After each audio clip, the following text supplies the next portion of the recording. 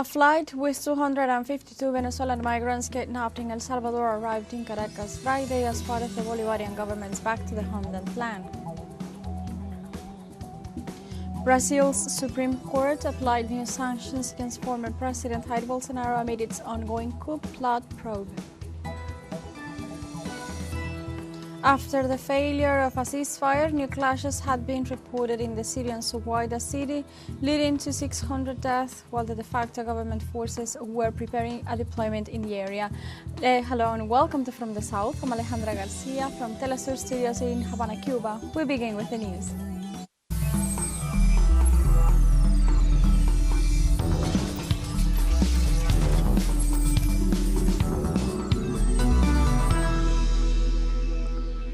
A flight with 252 Venezuelan migrants kidnapped in El Salvador arrived in Caracas Friday as part of the Bolivarian government's Back to the Homeland plan.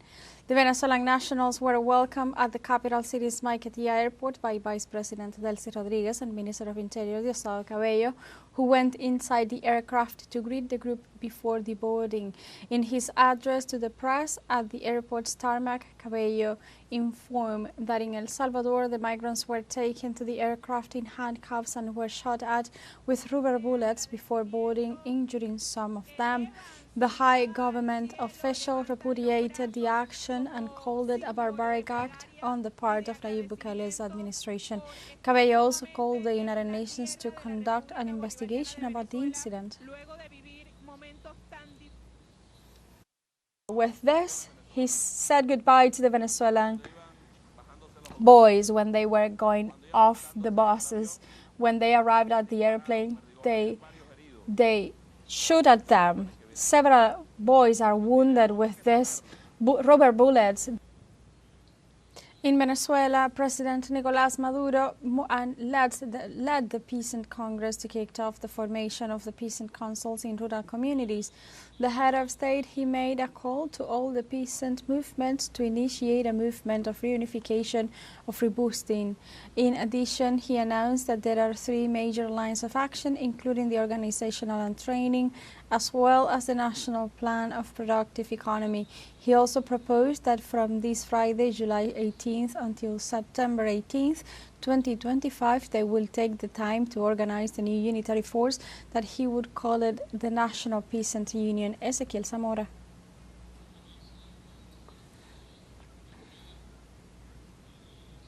Earlier today, the Venezuelan government rescued 250 nationals kidnapped in the United States as part of President Nicolás Maduro's Back to the Homeland plan. Flight number 45 arrived in the state of Suwayda with the 251 Venezuelan citizens, among them 7 children who had been kidnapped by the government of the United States. Upon their arrival, they were received by the Minister of Interior, Justice and Peace, Diosdado Cabello, who celebrated their return and also emphasized that none of these migrants had any legal charges that would allow them to be unlawfully retained in the United States.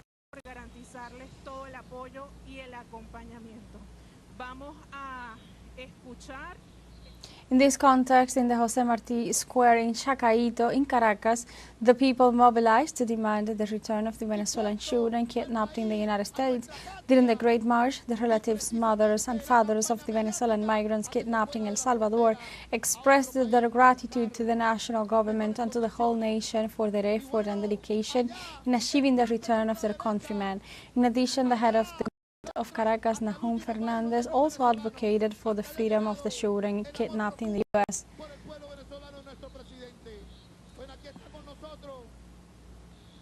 In this context, President of Venezuela, Nicolás Maduro, received the 7 migrant Venezuelan children who were rescued by the government plan returned to the homeland after being kidnapped in the U.S.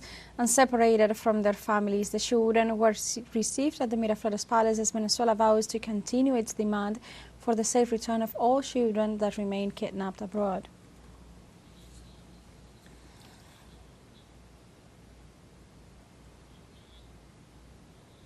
The Argentinian government announced the privatization of a state-owned water and sewage company AISA by selling 90% of its shares. According to the spokesperson for the presidency, Manuel Adorni, the transition will be carried out through a mixed system of national and international public binding. The government official said the mixed system seeks to select a strategic operator and to get an initial public offering and to open the company's capital to other investors. Adorni confirmed that the 10% of the company's capital will continue to belong to the employee shareholders within the joint ownership program.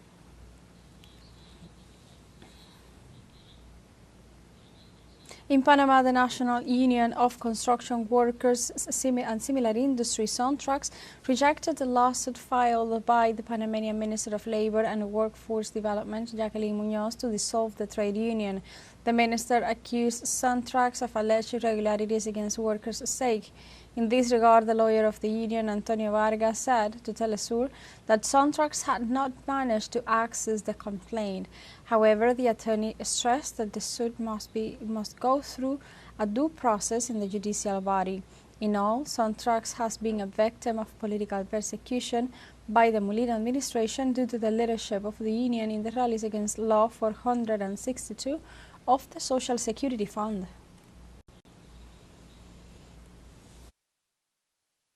Vamos a defender nuestra organización, vamos a defender nuestro sindicato. We are going to defend our trade union. It is not as easy as she said that the union be dissolved. And she thinks that this can be solved by the blink of an eye. She knows that for this dissolution to happen, a very long process has to take place. And workers are going to fight because the construction workers who daily make their efforts at the projects, they are aware that the union has historically defended them. It has represented them before the employer's abuses. And these abuses often occur in complicity with the officials of the Ministry of Labor. This is a great truth, and the minister does not recognize it. Eso sí es una gran verdad, y eso la ministra no lo dice y no lo reconoce.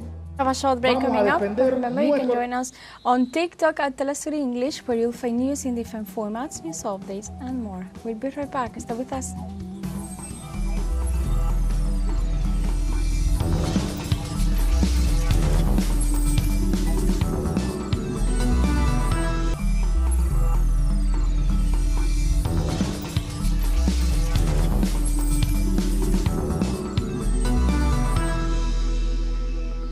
Welcome back to From the South. Brazil's Supreme Court applied new sanctions against former President Jair Bolsonaro amid ongoing coup plot case.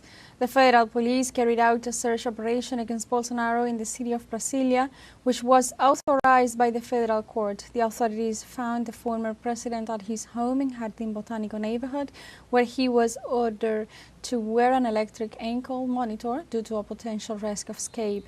In addition, the police prohibited him from using social networks, communicating with ambassadors and foreign diplomats, while he remains under investigation by the Supreme Court.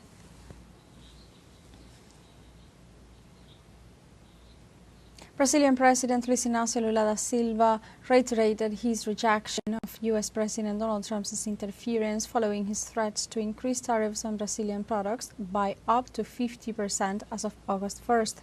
The Brazilian head of state assured that his country, in response to the Trump administration's threats, will impose taxes on U.S. technology companies. In addition, President Lula criticized the letter published by his U.S. counterpart as the basis for the intended tariff increase, pointing out that it does not appeal to negotiations and that it links the tariff increase to the legal situation of former President Jair Bolsonaro, who is being tried for an attempted coup d'état.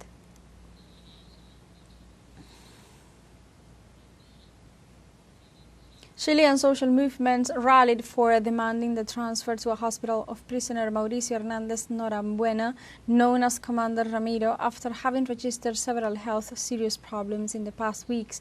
The protest was held in front of the Santiago prison to denounce that the commander was being tortured and deprived of medical attention in the penitentiary center.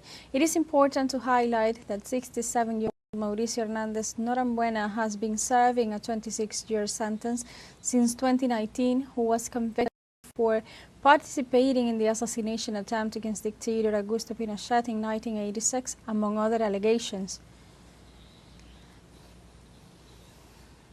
It has been difficult this last month.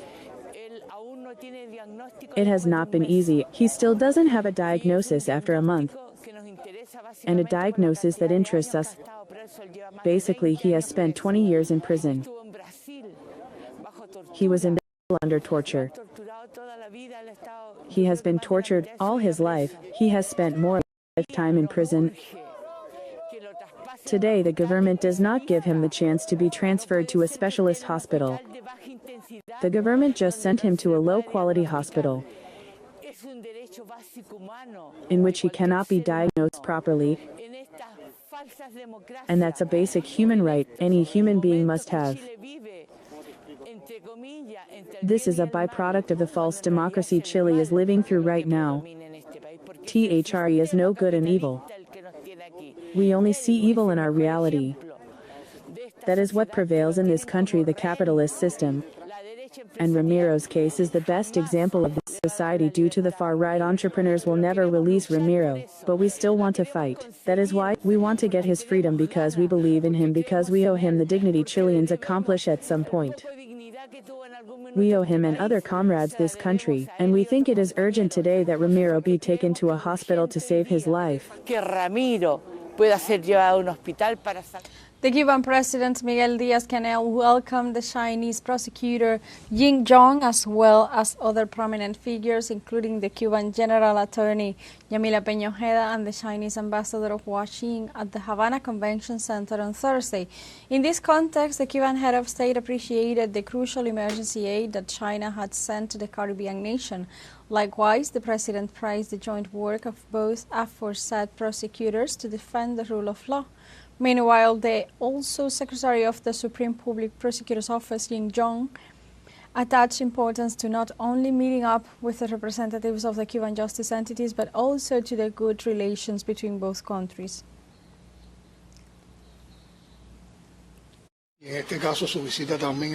In this case, his visit stresses the importance of our prosecutors' relation. Therefore, this meeting is also a continuity of the moments we are living, marked by the excellent relation between the People's Republic of China and Cuba, a special relation based on mutual trust, a strategic relation that has a historical foundation, formed by the historical leaders of our nations, a sisterhood relation that has overcome difficulties, so that today our bilateral relation is excellent. Mexican President Claudia Sheinbaum reiterated Friday her rejection to the new border wall the Trump administration is building south of New Mexico. During her daily press conference, Sheinbaum affirmed that a very secure border has been achieved with just collaboration and coordination between both nations without the need of a wall. On the other hand, she denied that her government is paying for the expansion of the wall and reiterated her respect for the Mexican people living in the United States. We don't agree with the wall. We have achieved a very safe border without a wall. With just collaboration and coordination, the wall is not necessary. It's a President Trump's decision.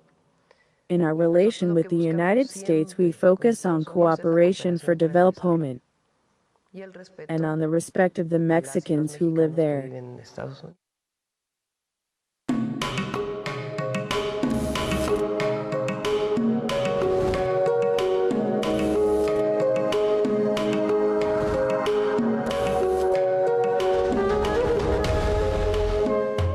Mexico City will hold the 22nd edition of the International Cabaret Festival.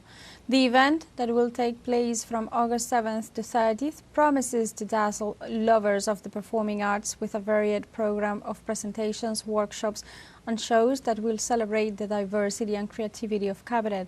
This edition, the festival will feature the participation of outstanding national and international artists who will bring their talent and originality to the stage. From live music performances to comedy acts, the festival will seek to pay tribute to this rich tradition, mixing the classic with the contemporary in a festive atmosphere.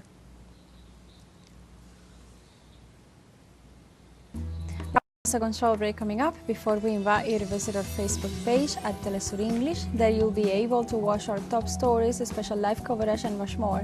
Follow our page and activate the notification button to stay up to date on the world's most recent events. Financial break, don't go away.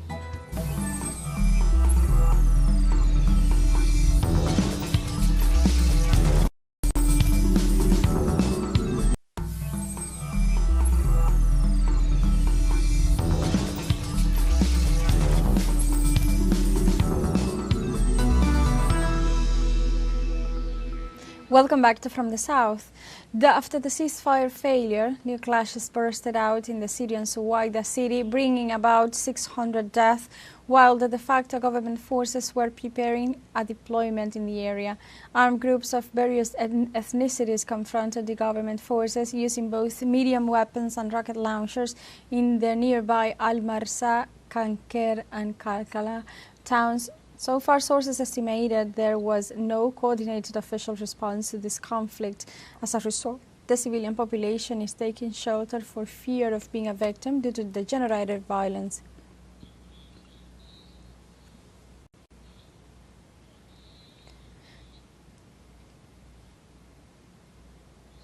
Syria's de facto head of government, Ahmad al-Shara, allegedly left the capital of Damascus accompanied by his family amid rapid changes in the country's security. Al-Mayadeen sources reported the supposed assassination of 3 prominent figures in the Syrian transitional administration, including Defense Minister Marhaf Abu Qasra, amid a tense security climate and ambiguity surrounding the political scene. They also reported that a military unit entered the capital's radio and television building, where it directly supervised media operations in an action described as surprising. These events coincide with ongoing tensions in southern Syria, where the skies over Suwayda province have witnessed intense attacks by Israeli warplanes, along with a number of drone aircraft.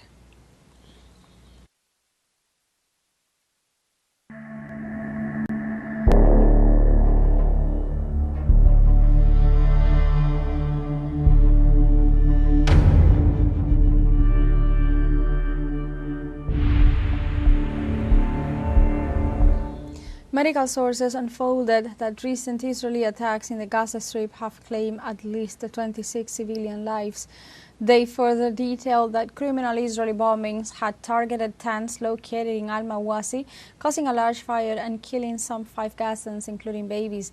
In addition, health authorities estimated that thousands of victims were still trapped in the rubble and areas inaccessible to emergency and civil defense teams due to the recurrent Zionist aggressions. Overall, the offensive of the Netanyahu regime continued despite calls for a ceasefire by the international community, urging to take resounding measures to stop the genocide and defuse the humanitarian crisis in the enclave.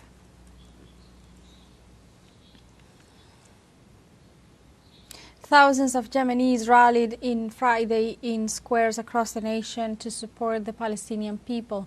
The demonstrators expressed their rejection to the Israeli genocide under the slogan, "We continue to support Gaza and fight Zionist abuses against that nation." They also carried Palestinian and Yemeni flags and chanted slogans against the crimes and massacres on civilians in Gaza. Political and social leaders attending the rallies ratified their all-out rejection to Israeli and U.S. invasion against the Arab countries.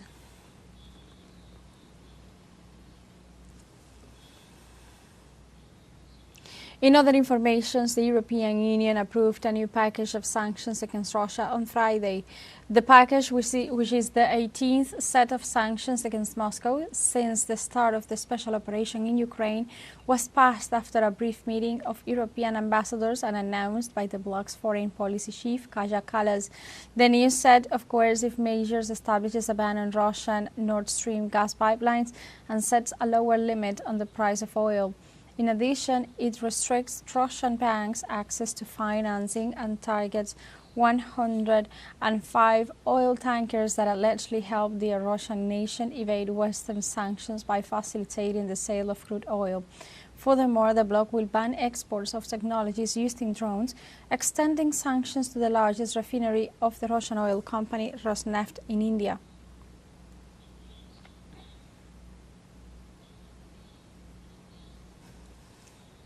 Refugee camps in Kenya begins to feel the effects of the funding cuts implemented by the United States to humanitarian assistance programs.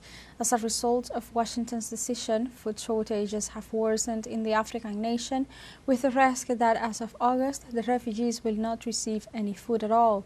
The Kukuma refugee camp is home to more than 300,000 displaced from South Sudan, Somalia, and the Democratic Republic of the Congo due to armed conflict in those countries.